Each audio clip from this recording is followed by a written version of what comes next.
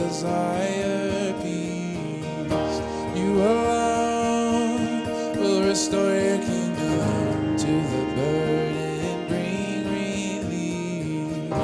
You, O Lord, our true love revealed. It's by your blood that all hope is sealed. You alone will restore your kingdom. Let your glory shine all over the earth. You, O Lord, our true love revealed. It's by your blood that all hope is sealed. You alone will restore your kingdom. Let your glory shine all over the earth.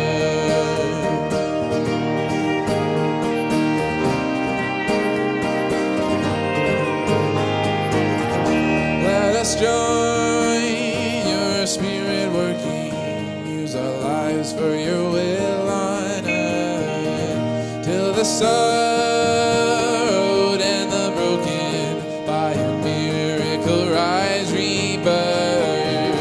You, O Lord, are the love that heals. It's by your blood that all wounds are sealed. You alone will restore your kingdom. Let your glory shine all over the earth. Let our cry be Jesus Savior as we go out with songs of joy. Underneath the crimson banner, till sin is vanquished, death destroyed. You, O Lord, give us love to wield. It's by your blood that our mission is sealed.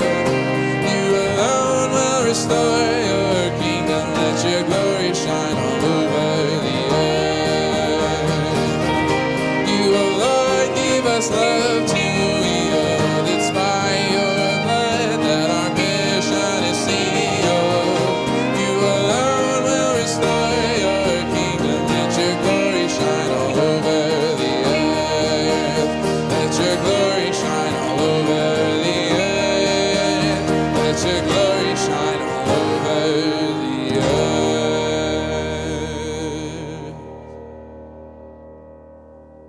Hello, Glenwood, and welcome to this Sunday message on the abundant provision of Jesus from John chapter 2. Today marks 28 days since our stay-home order for Washington State began. Can you believe that? Our lives have changed so quickly. One of the new realities that my wife and I have been trying to get good at is becoming more resourceful with our food. Just before the stay-home order began, my wife went to the store, and once it started, we thought, let's see how long we can go before needing to go to the store again.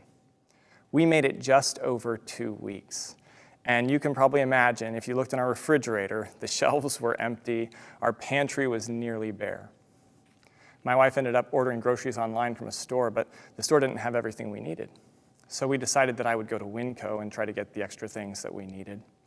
When I got there one afternoon, what I saw was a line snaking its way from the entrance all the way around the building. My heart sank because I hadn't given myself enough time to stand in a line that long. And even more than that, when I saw the line, it reminded me of a time I'd been to Winco before the stay-home order, and it seemed like half the shelves in Winco were bare. I wondered that even if I could stay, if Winco would have the things that we needed. Well, the next morning I tried again. I came early, and when I got there, I found no line, and even better than that, the store was full of food. Never in my life have I felt so excited to see a full rack of potato chips. They had just been stocked. When I got inside and turned the corner, I could see the produce, and they had strawberries and bananas and oranges. I was so excited. I actually got my cell phone out and called my wife to tell her the good news. Winco has lots of food. I thought for sure they'll have the things that we needed. I think we're all probably making some strange memories during this time, aren't we? In John chapter 2, there's a story of a wedding celebration. And it's a celebration that's going well until they run out of something important. They run out of wine. Like every celebration, the plan is for things to go great, but things go wrong.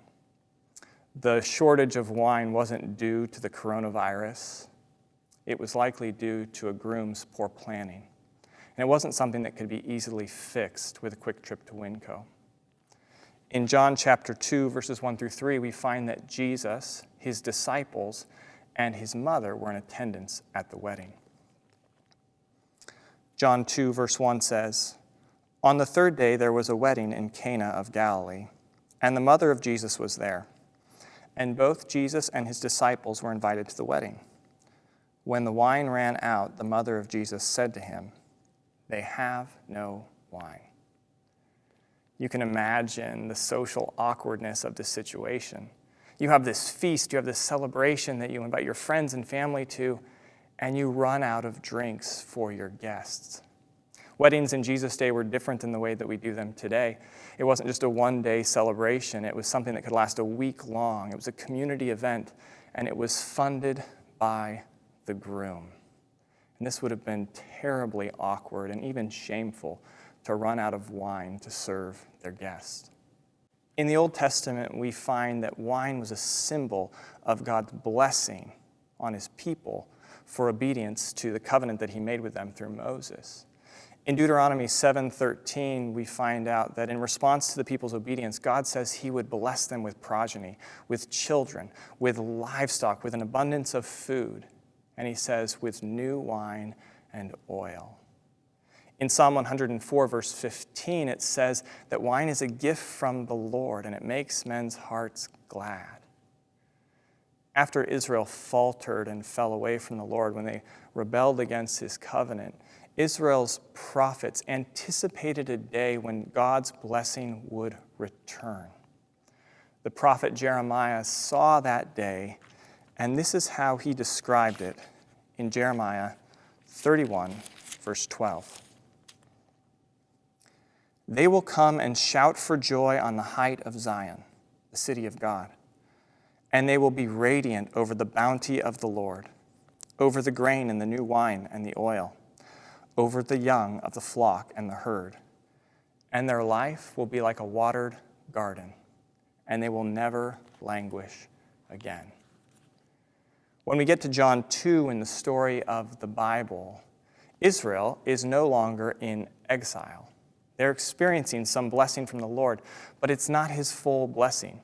Even though they're out of exile, they're still being ruled by a foreign nation. They're ruled by Rome. And even though they're out of exile, their spiritual leaders, we discover in the Gospel of John, they were just a sham. They had a little blessing, but they needed God's help. They needed him to do for them what they could not do for themselves, to be obedient to the covenant, to live out God's intent for them. And in a much smaller way, that's similar to what's going on here in John chapter 2 with this wedding. There was a little blessing. They had some wine, but it ran out because the groom failed and he needed help. Jesus' mother was at this wedding, and she was all over this. If this was a wedding for a close relative or a friend, she may have even been helping behind the scenes. She knows that she can rely on her oldest son to help in this time of need. And so she goes to Jesus in verse 3. In verse 4, we find Jesus' response, and it is a little jolting at first. Verse 4 says, "And Jesus said to her, 'Woman, what does that have to do with us? My hour has not yet come.'" That is an interesting response, to be sure. While speaking to your mother in this way, calling your mother woman in English feels condescending or rude, there is no disrespect with this word in Greek. In fact, it's the same word Jesus uses to address his mother when he calls out to her while hanging on the cross in John chapter 19. The next thing that he says is a little strange as well. He says, "What does that have to do with us?" This Greek idiom was meant to create space between two people. Jesus is pushing back on his mother's expectation that he intervene and do something. Right? And this is a common expectation between a mother and her son. Right? This is something that's natural. It makes sense. Jesus is pushing back, though, because his loyalties transcended his earthly family. Ultimately, Jesus was loyal to his heavenly Father. He was loyal to the mission that the Father entrusted to him. How hard this must have been for Mary. She had given birth to Jesus. She raised Jesus. She worked hard and sacrificed for him. Even though Jesus creates this space between himself and his mother, we should not mistakenly assume that this indicates a lack of love for her. Quite the contrary. Jesus loved his mother, and his commitment to do the Father's will was because the Father's plan was to bring forgiveness and resurrection life to all those who would put their faith in Jesus, including his mother. And that's the reason that Jesus gives at the end of his response, "My hour has not yet come." This was someone else's wedding celebration. This was someone else's failure, the groom's. Jesus' hour of celebration, Jesus' hour of provision for the failure of others, that hour was still to come. Mary is persistent. And we see in verse 5 how she responds to Jesus' words. His mother said to the servants, "Whatever he says to you, do it." Despite his reticence and his cryptic words, Mary trusts her son. And in this story, we find out why. Verses 6, 7, and 8. Now there were 6 stone water pots set there for the Jewish custom of purification, containing 20 or 30 gallons each. Jesus said to them, "Fill the water pots with water." So they filled them up to the brim. And he said to them, "Draw some out now and take it to the head waiter." So they took it to him. Jesus spots these 6 stone water pots, these large jars. They were probably something of a makeshift wash station for this wedding. Unlike today, the emphasis, the reason wasn't to kill germs. It was really about ceremonial purification. It was about following the law that God had given his people through Moses. This was the same law that revealed their brokenness and their need for a Savior. After Jesus tells the servants to fill these jars up to the brim, he instructs them to take some of their contents to the head waiter, the person who was running the banquet. Have you ever had an experience where you take something and you put it to your lips, and on the first sip, it totally exceeds your expectations? I recently was making coffee early in the morning using a Keurig coffee maker, and before me I had 2 options. It was decaf something and a McDonald's blend. So reluctantly, I put the McDonald's blend in the Keurig and made it, and then with resignation, I brought it to my lips. And to my utter surprise, it was good. I mean, it was really good. It was so good, in fact, after I finished the first cup, I made another cup. Not because I needed more coffee, but because I thought maybe this was a fluke. I couldn't see how this McDonald's blend Keurig coffee could be that good, but it was. Now, I realize telling this story probably means any membership in a coffee snob society is being revoked, but trust me, you should try it for yourself. In John chapter 2, when the head waiter receives this dishwater and puts it to his lips, he is utterly amazed. He is surprised because it is good. Verses 9 and 10. When the head waiter tasted the water which had become wine and did not know where it came from, but the servants who had drawn the water knew, the head waiter called the bridegroom and said to him, "Every man serves the good wine first, and when the people have drunk freely, then he serves the poorer wine. But you have kept the good wine until now." Did you see how that worked? He doesn't know where this wine came from, but he knows that what he has in his hand is good. And so he calls over the bridegroom, the failed groom, and he gives him the credit. He says, everybody rolls out the best stuff at the beginning of the feast, right? And then the other stuff comes later. But you have reserved the good wine for now. Jesus provides for this groom's failure with abundance. In verse 11, John tips us off that there is more going on in this story than meets the eye. He says, "This beginning of his signs Jesus did in Cana of Galilee, and manifested his glory, and his disciples believed in him." In the Gospel of John, he records a number of signs that Jesus did. And these signs were more than just displays of power and miracles. They pointed people to who Jesus was and what he came to do. There was a significance to them. We saw this back in March when we looked at John chapter 6 and the feeding of the 5,000. It wasn't just about feeding this large group lunch. It was about teaching them that Jesus is the bread of life. And even more than verse 11, we actually see that John tips us off to the significance of this miracle back in verse 1. He starts this account by saying, "On the third day."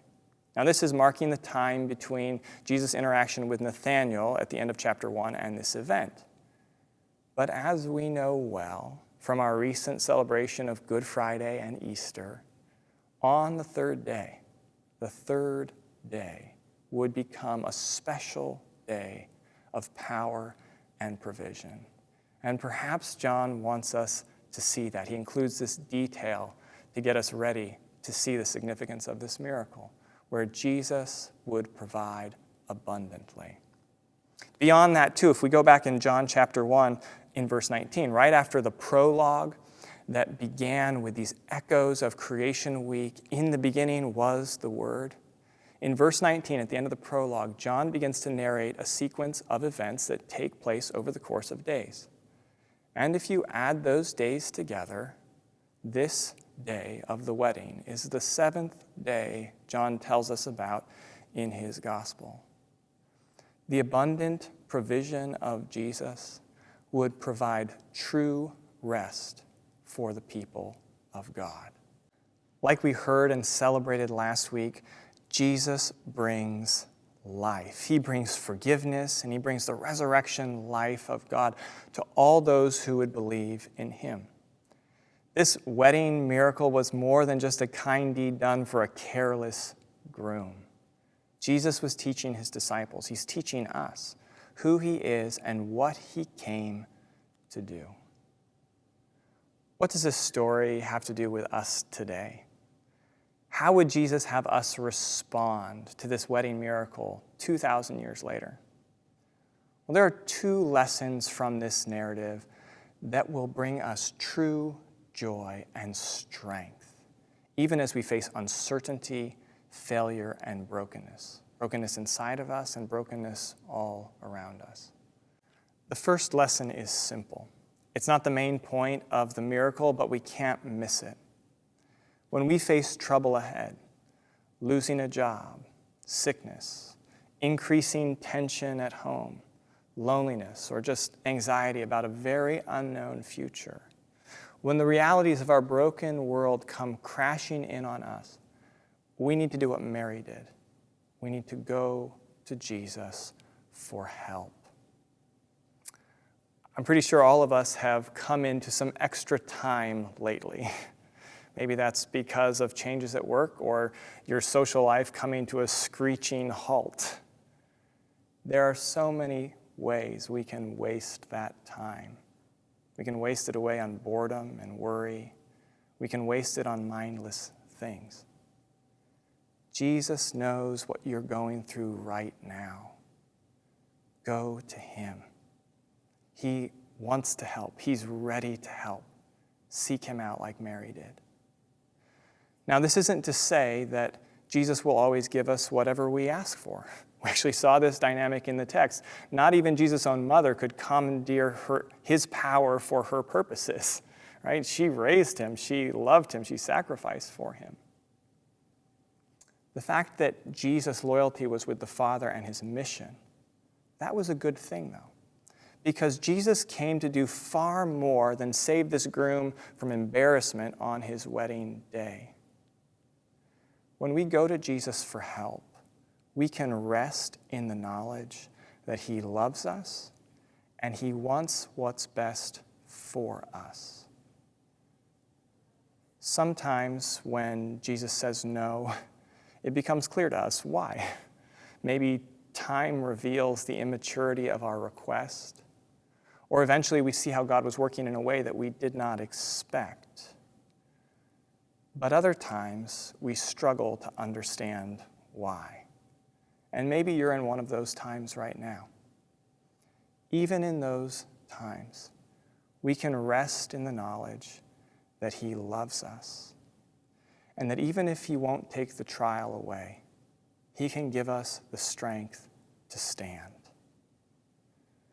Whatever trouble you're facing today, don't face it alone. Take it to Jesus. Go to him. Ask for help. The second lesson that we find in these verses is really what the miracle of John 2 is all about. Jesus brings abundance. He brings life. That's what's going on here. Jesus brings abundant life. And that life produces fullness and joy and peace. And he offers it to us. Jesus provides for the failure of this groom, but even bigger than that, Jesus would provide for the failure of Israel, the brokenness of all humanity, by providing his life, his forgiveness on the cross and the resurrection life of God. In the story, Jesus' hour of provision, the hour in which he would give his life as a sacrifice for us, it was still in the future. But Jesus decided to give Mary, to give his disciples, to give these servants a sneak peek at what was to come, at the provision, at the abundance of God, the good and abundant new wine of the new covenant. Jesus said to his disciples in John 15, "Greater love has no one than this, to lay down one's life for one's friends." That's what Jesus did for his disciples. That's what he did for us. He laid down his life for us. He was brutally executed on a cross. Jesus was the only person to ever truly live out God's intent for us. Where Israel failed, where humanity failed, Jesus overcame. Where we trusted ourselves, Jesus trusted his Father. Where we have rebelled against the Father, Jesus submitted.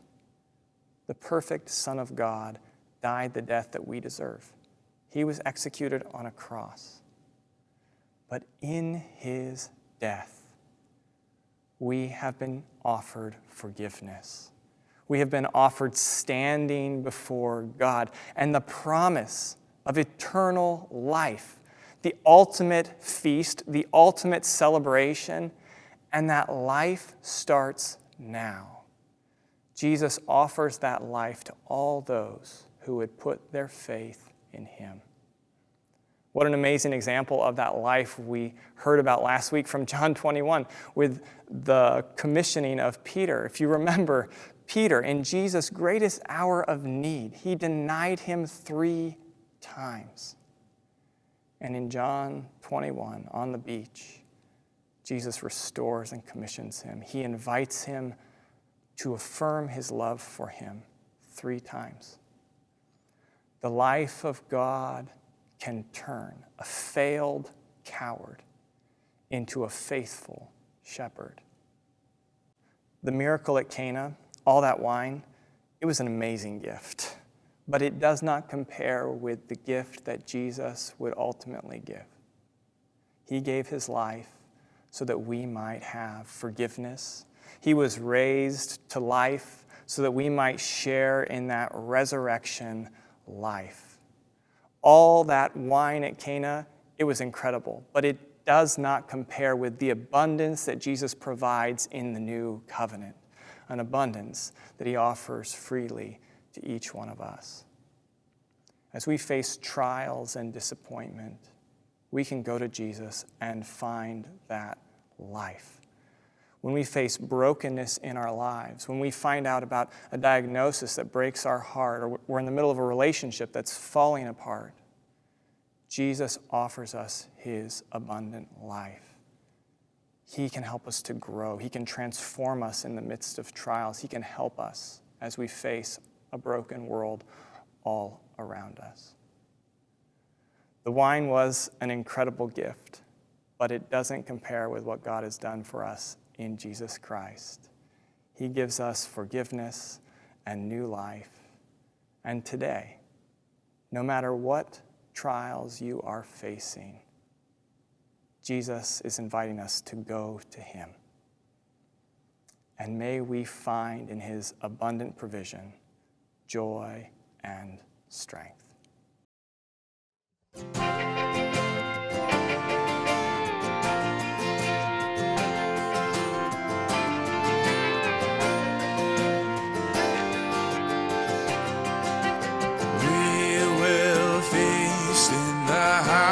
Of Zion, we will sing with our hearts restored. He has done great things, we will say together. We will feast and weep no more. We will not be burned by the fire.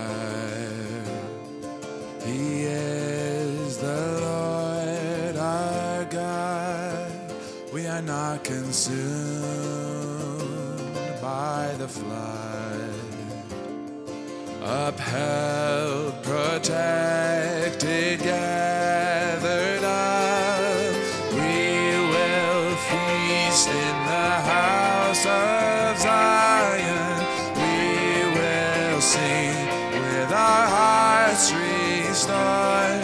He has done great things, we will say together. We will feast and weep no more. In the dark of night, before the dawn, my soul be not afraid, for the promised morning, oh how, oh God of Jacob, be my strength. We will feast in the house of Zion. We will sing with our hearts restored. He has done great things, we will say together. We will feast and weep no more. Every vow we've broken,